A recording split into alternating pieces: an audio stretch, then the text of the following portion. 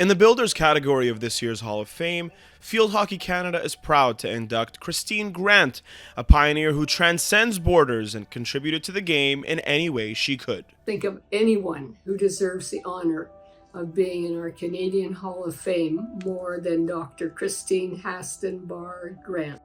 She was critical to the creation of the Canadian Women's Field Hockey Association and worked to institute the first Canadian National Championship for women.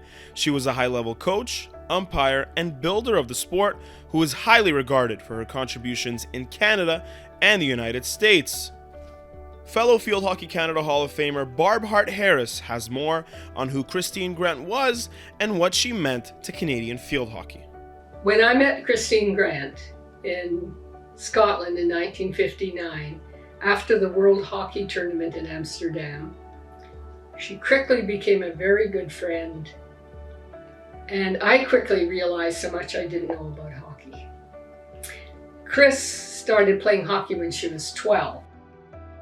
She captained her senior school team.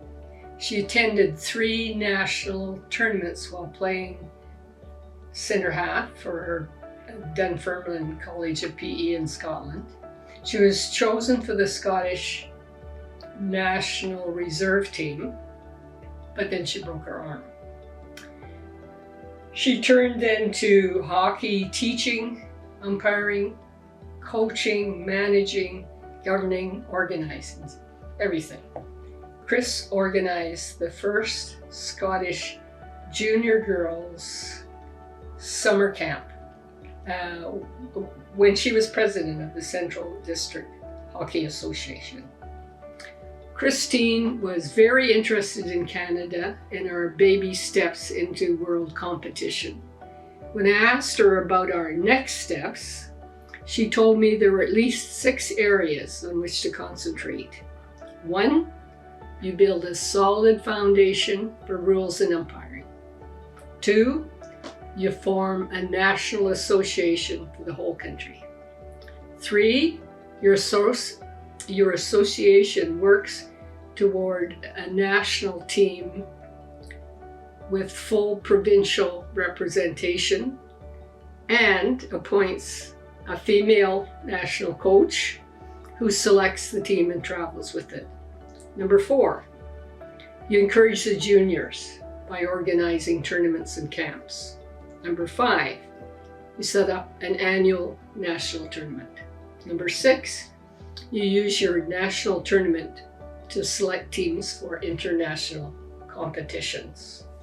Back to Christine's number 1 and forward to 1961.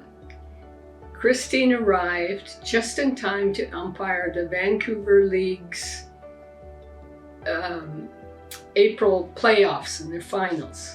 She found that a solid rules and umpiring foundation was already in place. She quickly became one of only 9 national umpires. Number 2, 1962. Chris was a staunch supporter of the group in the West who wanted to bring the Canadian Women's Field Hockey Association, or the CW, into being. Number 3, 1963. The CW funded a national team selected from across Canada. The national coach accompanied the team to the World Tournament in the USA. The female coach was Christine. Number 4, 1964. Chris was the CW's publicity and promotions chair. She promoted and obtained funds for the first Ontario Hockey Summer Camp for junior girls. The head coach for the camp was Christine. Number 5, 1965. Chris had moved to Ontario, determined to bring the East fully into the CW. She coached 2 Ontario teams who were the backbone of the East team. She coached the East teams at the first Canadian National Tournament in Vancouver in May 1965. Number 6, 1966.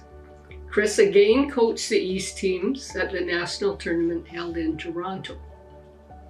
The team members for the World Tournament in Germany were selected during this tournament.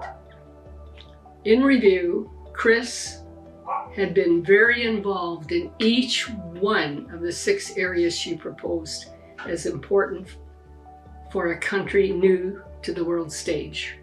When looking back on her legacy, those who knew Grant feel she should be remembered for building the foundation for what Field Hockey Canada is today. I think she should be remembered as the brick at the bottom of the pyramid that assisted the main brick, the main building stone. Chris was a champion for women's rights, especially in education and sports. In Canadian hockey, she fought for a national association, team, coach, tournament, and selection process. She helped Canada find its place on the hockey world stage. Christine deserves to be recognized for her accomplishments in Canada.